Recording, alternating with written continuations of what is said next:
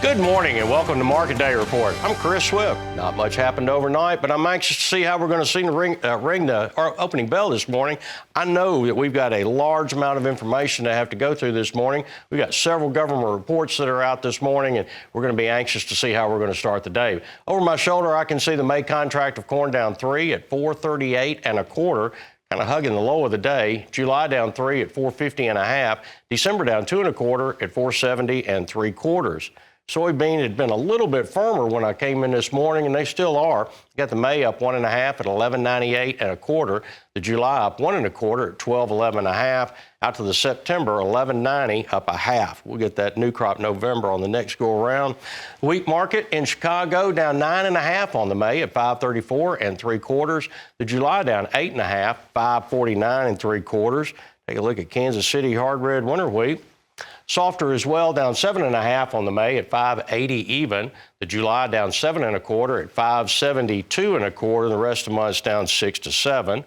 And Minneapolis spring wheat, a little softer as well, down 5 1/2 on the May, 658 even. July down 5 1/4 at 662 1/4.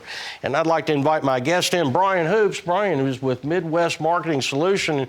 Brian, we do have a lot of information to have to go through this morning. I know we've got exports, and I saw some ethanol information out there. Tell us what we're seeing this morning. Hey, good morning, Chris. Good to talk with you as always. Yeah, export numbers came out this morning. There was a flash sale of corn this morning, about 100,000 metric tons.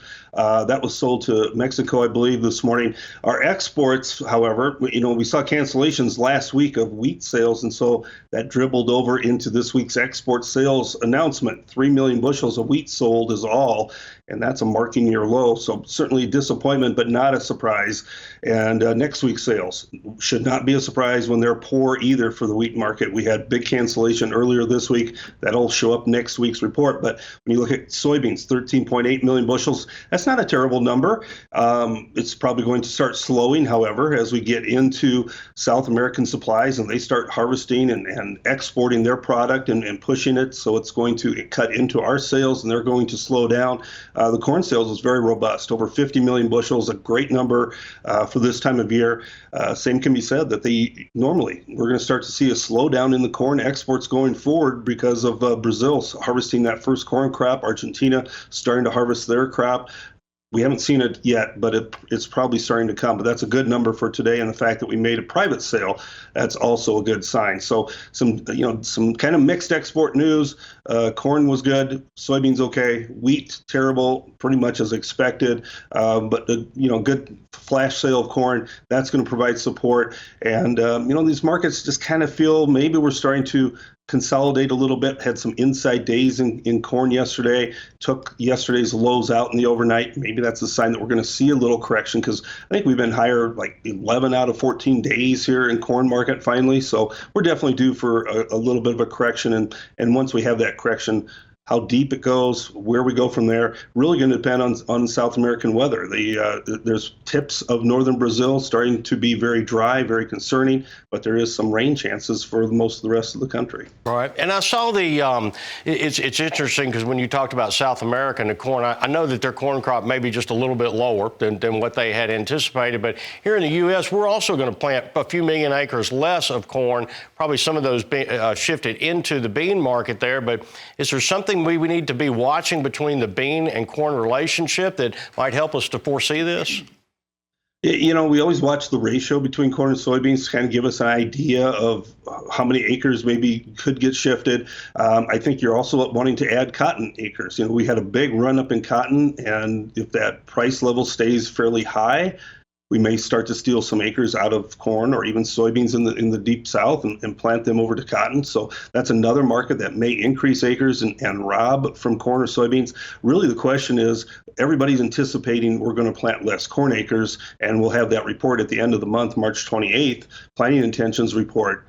How many less acres of corn is there? If it's 2.5 million, I think pretty much widely accepted by the trade. If we plant something less than that, maybe 3 to 4 million less corn acres, there's a good chance we'll see a push higher in corn just to add in some premium because it puts more importance on growing a big yield this year with those less planted acres. Absolutely. And I've already seen some evidence in that. I was up in southern Kentucky this past weekend and saw some of the wheat fields there that I know were corn last year. And if they're in wheat right now and no cattle on them, they're going to produce a wheat crop and probably no-till beans right in behind there. Brian, certainly do appreciate you taking the time. Stay with us. We're going to go away and take a real quick commercial break. We're talking with Brian Hoops. Risk is inherent in commodity production. It can't be eliminated, but can be managed. With over 30 years of experience, Swift Trading Company has the knowledge and provides the service to meet producers' needs. For more information, visit swifttradingco.com. Welcome back to Market Day Report. I'm Chris Swift. We had a really good day in the cattle market yesterday. I'm anxious to see how we're going to start out today, but as of yesterday's closing prices, we had the April contract up 167 at 189.92, the June up 210 at 186.05, all the way out to the December at 191.10, up 132. Feeder cattle market, it was higher as well. The March contract at 250.27, up 130 on the day. April was up $1.72 at 255.85, still carrying above a $270 premium. August at 190 and the September at 271.57, up 187. The hog market was softer, but it really did come off of its lows quite a bit yesterday, still closing down 47 on the day on the April. The June contract down 47 at 101.72, and the July at 103.72, down 12. I'm going to invite my guest Brian Hoops back in. Brian, we have really got a hot cattle market right now. We're rationing cattle very abruptly by raising the price of boxes. We've got the price of feeder cattle higher. Calves and stockers are setting all-time new historical highs. Where's the top, buddy? Well, when you talk about everything that you just mentioned, I hear more risk in these markets for these producers who are buying those stockers or buying those feeders. Plus, you had the PPI number coming out this morning. It shows inflation is on the rise. It's up to 1.6% again. That's well above expectations. It's the highest PPI number since September. And it tells us that with inflation on the rise, prices are going to get more expensive. And you look at the export sales that came out this morning for the cattle, a marketing year low.